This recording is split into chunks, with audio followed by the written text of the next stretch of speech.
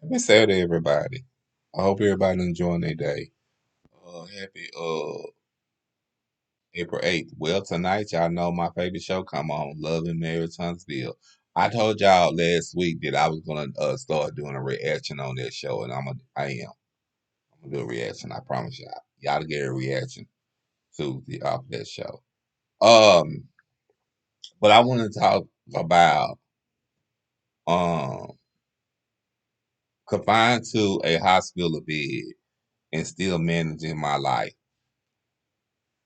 Well, when I say confined to hospital business, still managing my life, I want to say that about, as everybody know out there, ever since I've been doing these YouTube channel, I've been telling everybody how I'm paralyzed and how it has been hard because, like, sometimes the therapy come in and sometimes they don't. Sometimes I get into it with my caregiver and sometimes I don't. Because especially when you're paralyzed on one side, but you're not paralyzed on the other side. But this side of your body kind of, it's swole because it won't move and you be in so much pain. If I tell y'all the other night I was in so much pain, I didn't know what to do. So I was just like, what is I to do? What is I to do?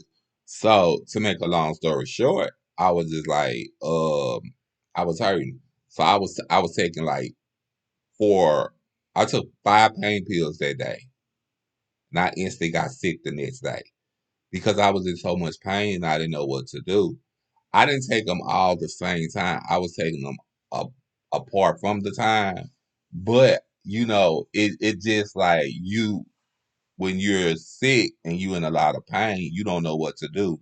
And for a while, I had stayed off of uh, my pain medication due to the fact that I didn't want to get addicted.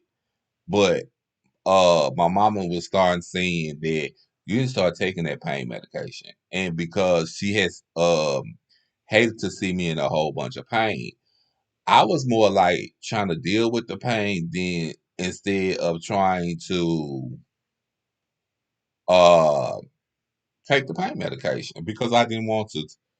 I didn't want to take the pain medication. Because I see a lot of people got addicted to pain medication, and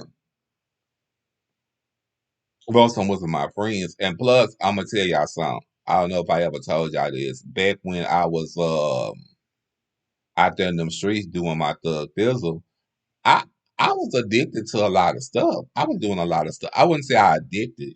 I would say I can get off of it. You know what I'm saying? And so I was like doing lean. I was doing pills. I was doing powder. I never headed over to the pipe part. No, I never did the glass pipe. No, and I never shot up in my arm. No, you know. But I always been a person that could quit when I wanted to. You understand what I'm saying? But long as I had a hustle, I had some drugs. And so when I had went down to prison after this last time, my best friend passed away. I had promised myself, I said, when I get out, I ain't doing no more drugs. I ain't doing this. I ain't doing that. So that's what happened. I've been off of drugs ever since. But because I've been in so much pain, um, you can honestly say I have had no other choice but to take medication. I'm gonna say that. You can honestly say it has not been an easy road to go down dealing with my situation. I have talked to uh therapists. I have talked to a therapist. I have a therapist. I talked to him one day, then I talked to him another day, then I talked to him this day. But and then it comes to a point to where, well, if I'm really talking to therapists for, they can't help me with this. The only person that could help me with this is God. And Y'all, if I tell y'all, it's been so back and forth with me. One minute I want to talk to the therapist, and the next minute I don't. But to make a long story short, it's been hard. People think that it's easy. It's not. It's not. Um. It's hard. It's hard. It's hard doing being you, and it's hard trying to. I don't know how to say this without making anybody feel defensive.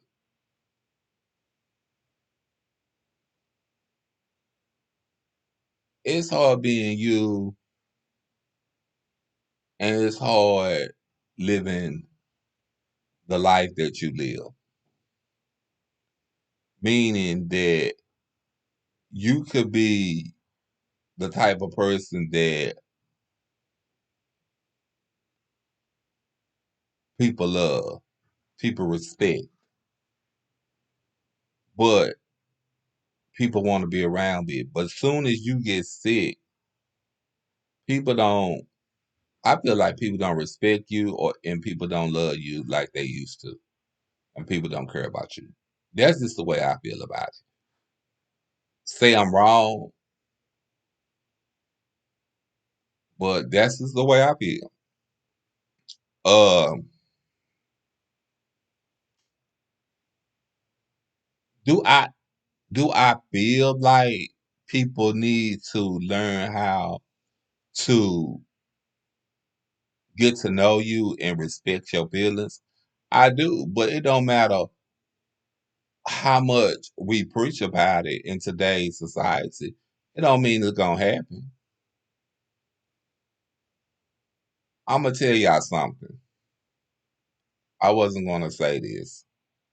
Um, so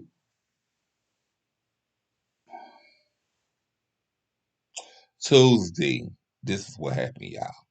Tuesday, I called over my grandmama, and I knew my grandmama was in low spirits, so I called over there to keep her in high spirit. Was just playing with her, and I think I said, "And who are you?" like that. In a way, I want y'all to comment below and tell me if that sound disrespectful, because me and her play like that all the time.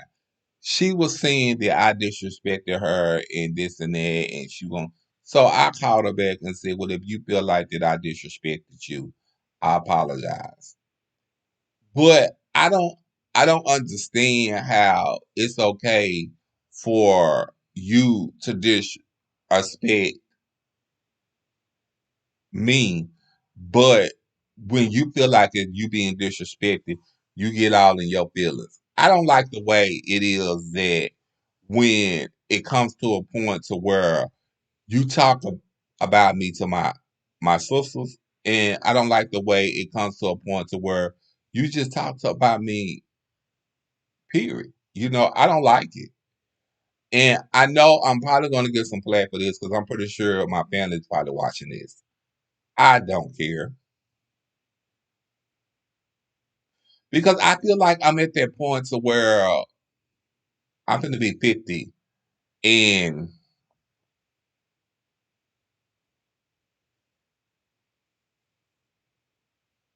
I say about 8 months.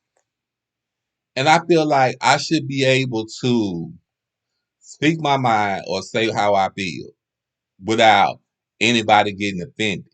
But you can't. You can't. You don't want to disrespect your grandmama or your mama. That's why you said no disrespect.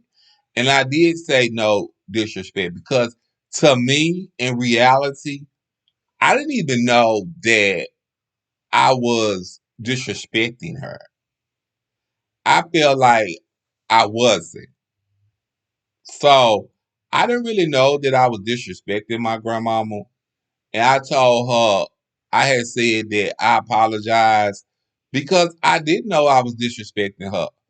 I didn't. All I knew I was just trying to play with her and cheer her on like that. But then she was just like, uh, it's the way you talk to your grandmama, and it's okay to play, but you take it beyond it. And I was just like, and my mama said, baby, I know that you was playing, you know, because I called my mama back last night. I said, what did I say that was so wrong? Because my mama, I called her and asked her advice if I say something wrong, you know. And so she just agreed with my grandmama in front of my grandma, but she said when she got home, she said it wasn't you, you know. But no, I can't even say my mama agreed with my grandma. My mama said that it's what my grandmama going through. And I said, well, wait a minute, grandmama, I didn't say it was what you was going through. But after my grandmama said that I disrespect her, we got back on a good note. And she was sitting there saying this and saying that, how she felt and this and that. She was just talking. I was just like, I ain't got nothing to do with it. Because at that point, I was like, I was just like, I didn't want to be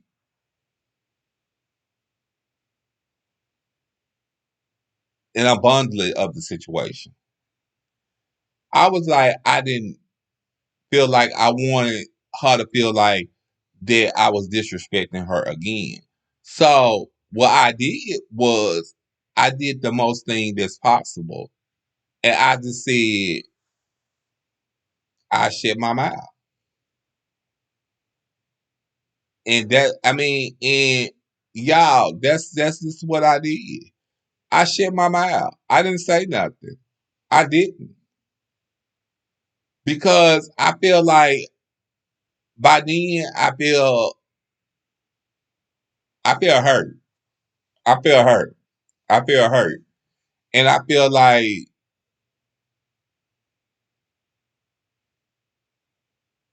I didn't know how to